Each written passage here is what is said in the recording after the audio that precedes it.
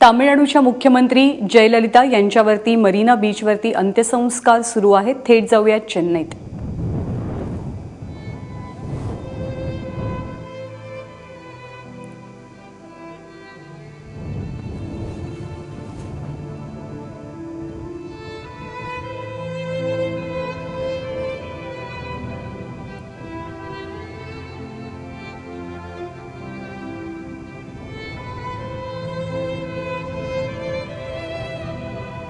त्यांचे कुटुंबीय त्यांचं अखेरचं दर्शन घेत आहेत। काल रात्री 11:30 वाजता चेन्नईच्या अपोलो रुग्णालयामध्ये त्यांनी अखेरचा श्वास घेतला। 22 सप्टेंबर पासून त्या अपोलो रुग्णालयामध्ये दाखल होत्या।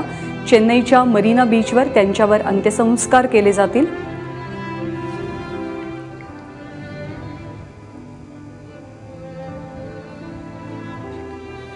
त्यांची अत्यंत जवळची मैत्रीण शशिकला या अंतिम विधी पूर्ण करत आहेत। शशिकला आणि जयललिता या दोघींची मैत्री सुद्धा बराच काळ चर्चेचा विषय होती। काही काळ अंतरही आलं यांच्या मैत्रीमध्ये, परंतु शेवटपर्यंत ही मैत्री टिकून राहिली। शशिकला यांनी कायमच सोबत दिलेली आहे जयललिता यांना, आणि आता जयललिता यांच्या अखेरच्या विधींमध्ये सुद्धा त्यांचा महत्त्वाचा सहभाग पाहायला मिळतोय। जयललिता यांच्या निधनानंतर ओ पनीरसेल्वम यांना तामिळनाडूचे मुख्यमंत्री म्हणून घोषित करण्यात आलं। काल रात्रीच त्यांचा आणि मंत्रिमंडळाचा शपथविधी सोहळाही पार पडला। दरम्यान देशभरातनं दिग्गजांनी आज चेन्नईत हजेरी लावत जयललिता यांच्या पार्थिवाचं अंतिम दर्शन घेतलं।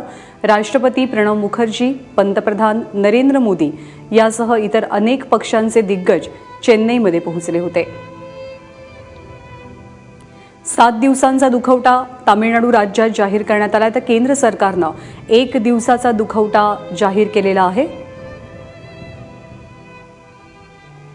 जयललिता यांच्या अत्यंत जवळच्या मैत्रीण, जवळच्या सखी शशिकला या आपल्याला पाहायला मिळत आहेत। काल रात्री 11:30 वाजता जयललिता यांनी अपोलो रुग्णालयामध्ये अखेरचा श्वास घेतला। त्यांची प्रकृती खरं तर सुधारत होती, परंतु रविवारी त्यांना हृदयविकाराचा तीव्र झटका आला आणि त्यानंतर त्या बऱ्या होऊ शकल्या नाहीत आणि दुर्दैवानं त्यांचं निधन झालं। गेली अनेक वर्ष तामिळनाडूच्या राजकारणात त्यांनी स्वतःचा प्रभावी ठसा उमटवलेला आहे।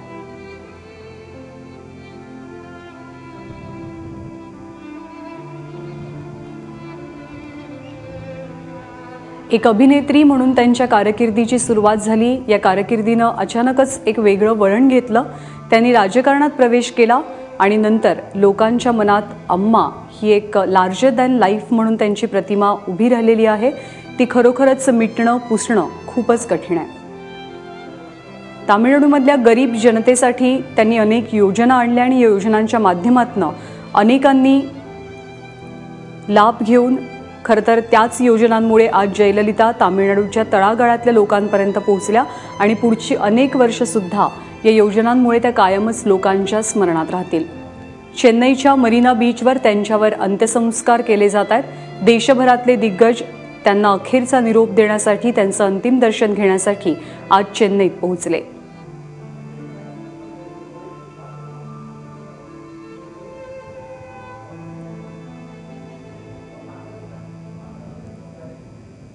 पनीरसेल्वम हे त्यांच्या अत्यंत जवळचे आणि विश्वासू सहकारी मानले जातात आणि जेव्हा जेव्हा जयललिता यांच्या मुख्यमंत्री पदावरती गंडांतर आलेलं होतं तेव्हा त्यांनीच तामिळनाडूच्या मुख्यमंत्री पदाची धुरा सांभाळलेली होती आणि आता सुद्धा जयललिता यांच्यानंतर तामिळनाडूच्या मुख्यमंत्री पदाची जबाबदारी पनीरसेल्वम यांच्यावरतीच देण्यात आलेली आहे। शासकीय इतमामात त्यांच्यावर अंत्यसंस्कार केले जात आहेत। सर्व विधी पूर्ण करण्यात आलेले आहेत आणि थोड्याच वेळात जयललिता यांना अखेरचा निरोप दिला जाईल। चेन्नई शहर आज संपूर्णपणे बंद असल्याचे चित्र पाहायला मिळालं आणि तामिळनाडूच ओस पडल्याचं हे दृश्य होतं, कारण राज्यात 7 दिवसांचा दुखवटा जाहीर करण्यात आला आणि राज्याच्या विविध भागातून लोक आपल्या लाडक्या राजकीय नेत्याला अखेरचा अलविदा करण्यासाठी आज चेन्नईच्या राजाजी हॉल परिसरात दाखल झाले होते।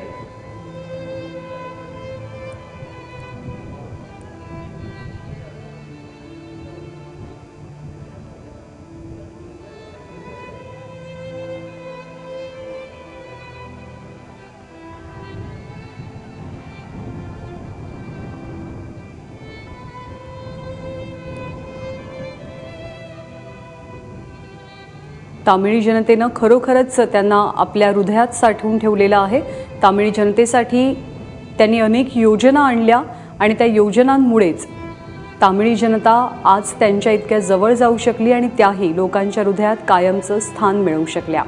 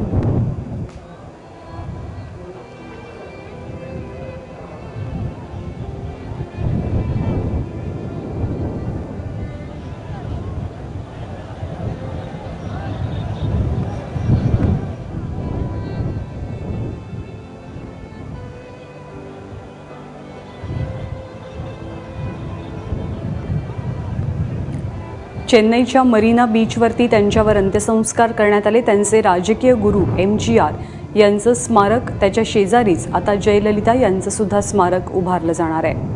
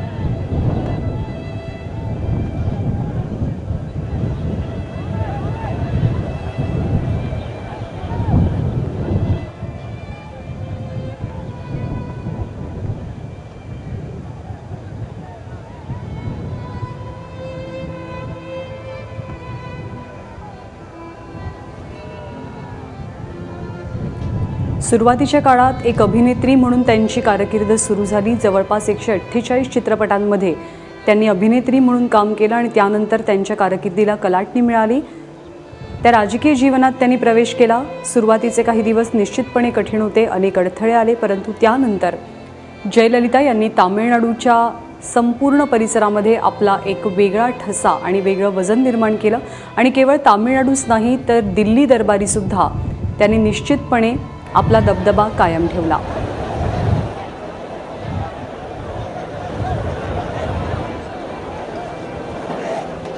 जयललिता यांचा संपूर्ण क्षेत्रावरती प्रभाव किती जास्त होता हे आपल्याला तेव्हा लक्षात येतं जेव्हा 2014च्या लोकसभा निवडणुकीत संपूर्ण देशात नरेंद्र मोदी यांची लाट होती। तेव्हा तामिळनाडू क्षेत्रातनं मात्र सर्वाधिक खासदार हे जयललिता यांच्याच पक्षाचे निवडून आले।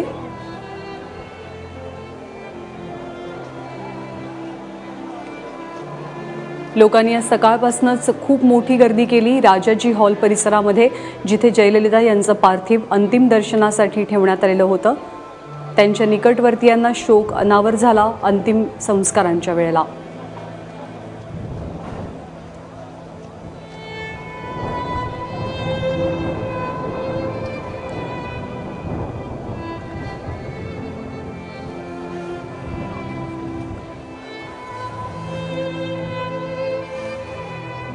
ही चेन्नईच्या मरीना बीचवरची दृश्य आहेत की जिथे जयललिता यांच्यावरती अंतिम संस्कार केले गेले।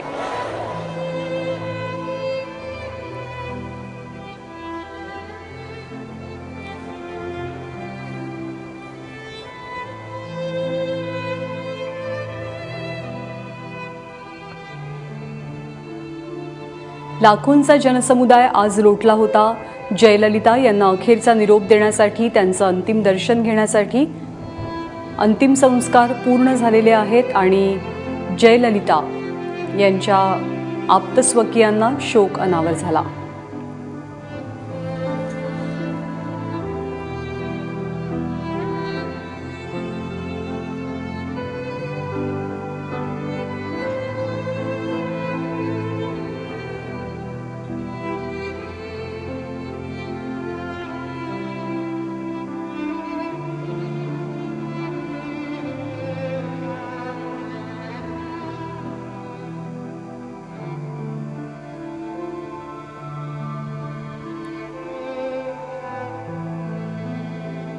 सर्वात कमी दरात जेवण कुठे उपलब्ध होत असेल तर ते चेन्नईमध्ये अवघ्या 5 रुपयात गरिबांना जेवण मिळण्याची सोय जयललिता यांनी केलेली होती। 1 रुपयात 1 इडली ही त्यांची योजना सुद्धा बरीच गाजली। सोबतच 10 रुपयांमध्ये पाणी देण्याची पेयजल योजना सुद्धा लोकांनी अक्षरशः डोक्यावरती घेतली।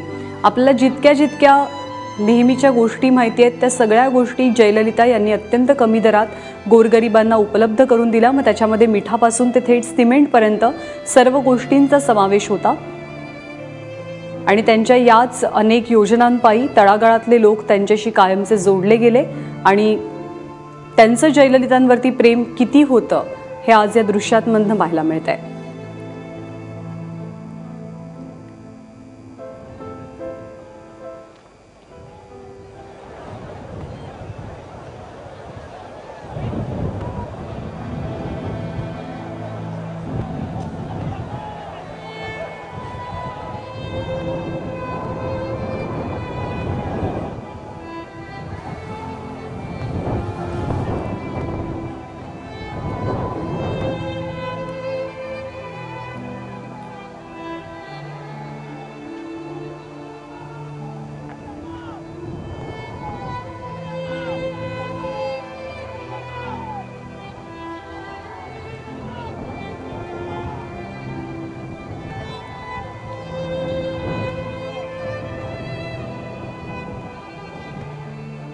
जयललिता 22 सप्टेंबरपासून चेन्नईच्या अपोलो हॉस्पिटलमध्ये दाखल होत्या।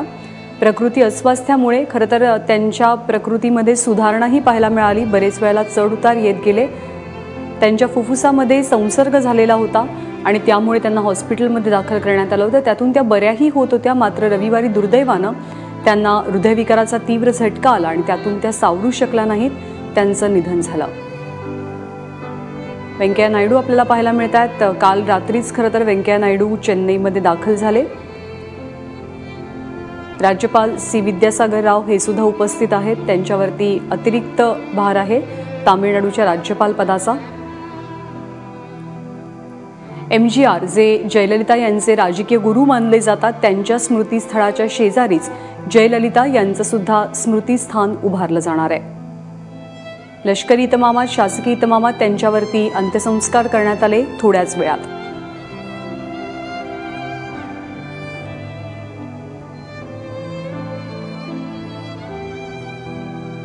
तामिळनाडूचं संपूर्ण राजकारण हे जयललिता यांच्या भोवतीच फिरत राहायचं।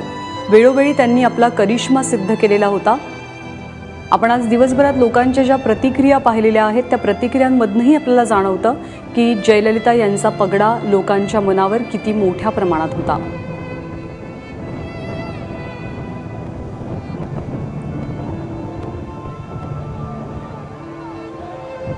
पोलीसही खूप मोठ्या प्रमाणात आपल्याला दिसत आहेत, कारण स्वाभाविकपणे लाखोंची गर्दी होणार त्यांच्या अंतिम दर्शनासाठी हे निश्चित होतं.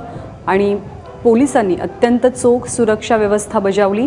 देशभरातले दिग्गज नेते चेन्नईमध्ये आलेले होते त्यांचं अखेरचं दर्शन घेण्यासाठी.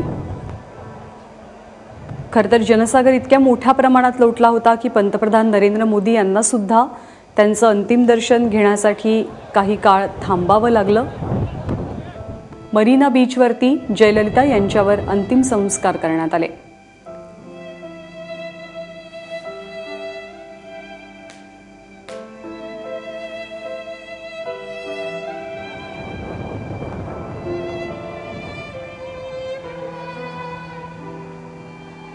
त्यांच्या राजकीय आयुष्यात सुद्धा अनेक वेळेला चढउतार आले. खूपसं अपयशही त्यांच्या पदरात पडलं. भ्रष्टाचाराचे आरोप त्यांच्यावर झाले, त्यांना तुरुंगवासही सोसावा लागला. या सर्वातनं पुन्हा एकदा एक नवीन भरारी घेत त्यांनी मुख्यमंत्री पदाचं स्थान हे अढळ ठेवलं. लोकांच्या मनातलं स्थानही ढळू दिलं नाही. एक अभिनेत्री म्हणून सुरू झालेला त्यांचा प्रवास, सुरू झालेली त्यांची कारकीर्द एक यशस्वी राजकीय नेत्या म्हणून संपुष्टात आली. त्या 68 वर्षांच्या होत्या. 1948 साली त्यांचा जन्म झाला होता.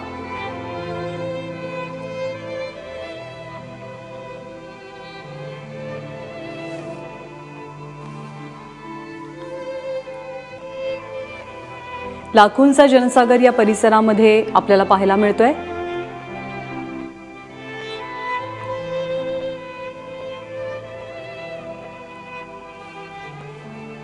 जयललिता यांच्या पार्थिवाला अग्नी दिला गेलेला नाहीये, तर त्याचं दफन करण्यात आलेलं आहे.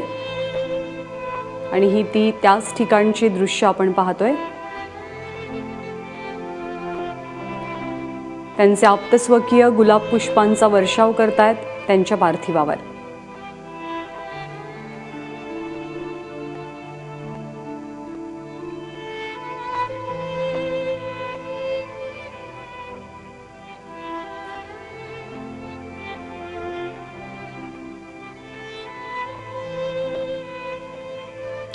तामिळनाडू राज्यामध्ये 7 दिवसांचा दुखवटा जाहीर करण्यात आलाय, तर केंद्र सरकारनं जयललिता यांच्या निधनानंतर 1 दिवसाचा दुखवटा जाहीर केला. शाळा कॉलेजेस बंद असतील. आज संपूर्ण चेन्नई बंद होतं. तामिळनाडूही ओस पडलेलं होतं, कारण चेन्नईमध्ये राजाजी हॉल परिसरात जयललिता यांचं अखेरचं दर्शन घेण्यासाठी चेन्नईच्या कानाकोपऱ्यातनं लोक आणि त्याचबरोबर तामिळनाडूच्या कानाकोपऱ्यातनं लोक चेन्नईमध्ये आलेले होते. त्यांच्यावर थोड्याच वेळापूर्वी शासकीय इतमामात अंत्यसंस्कार करण्यात आलेले आहेत. आता त्यांचे आप्तस्वकीय, त्यांचे चाहते हे तिथे आहेत. खरं तर अनेकांना शोक अनावर झाला. कालपासूनच आपण पाहतोय की त्या अत्यवस्थ असल्याची बातमी आली तेव्हापासूनच त्यांच्या चाहत्यांनी आणि कार्यकर्त्यांनी अपोलो रुग्णालयाच्या बाहेर मोठी गर्दी करण्यास सुरुवात केली. आणि रात्री 11:30 वाजता त्यांनी अखेरचा श्वास घेतल्याचं अपोलो रुग्णालयाच्या वतीनं सांगण्यात आलं.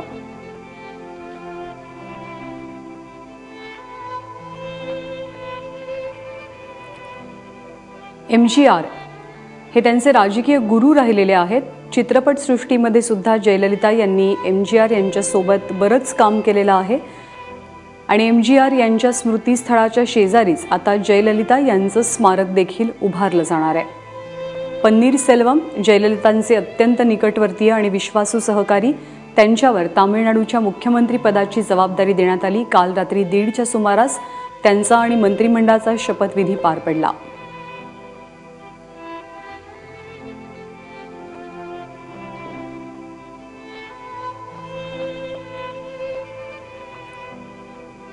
भरतनाट्यम या कला प्रकारामध्ये त्या अत्यंत निपुण होत्या. त्यांच्या आईच्या आग्रहाखातर खरं तर त्यांनी चित्रपटसृष्टीमध्ये पदार्पण केलं वयाच्या अवघ्या 15व्या वर्षी.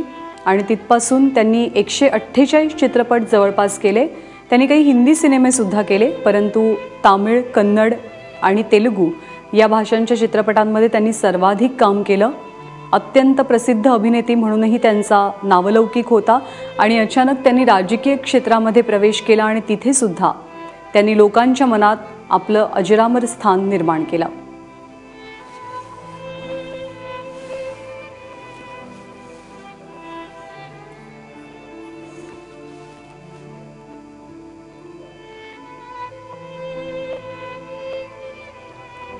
पन्नीरसेल्वम जे तामिळनाडूचे मुख्यमंत्री म्हणून निवडले गेलेले आहेत, ते या ठिकाणी उपस्थित आहेत आणि शेवटचे विधी पूर्ण केले जात आहेत त्यांच्या कुटुंबियांच्या आणि आप्तस्वकीयांच्या वतीनं.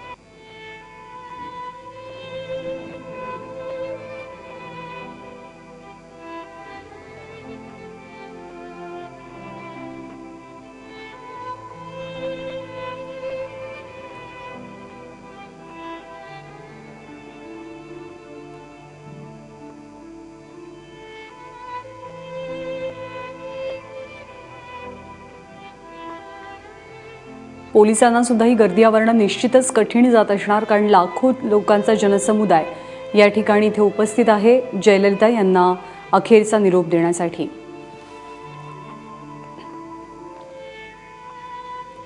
आणि खरं तर जयललिता यांच्या पार्थिवाला अग्नी दिला गेलेला नाहीये, तर त्यांच्या पार्थिवाचं दफन करण्यात आलंय. यामागची नेमकी कारणं काय काय आहेत आपण जाणून घेऊया.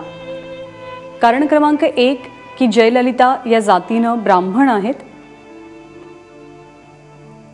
त्यामुळे ब्राह्मणांमध्ये दहन करण्याची प्रथा आहे. पण जयललिता यांची जडणघडण आणि कारकीर्द ही पुरोगामी नेत्यांमध्ये झालेली आहे.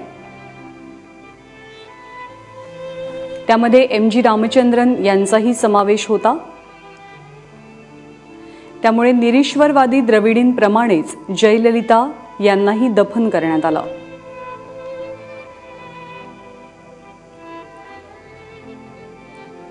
दुसरं कारण असं आहे की एखाद्या व्यक्तीचं दहन करायचं असेल तर वारस असावा लागतो.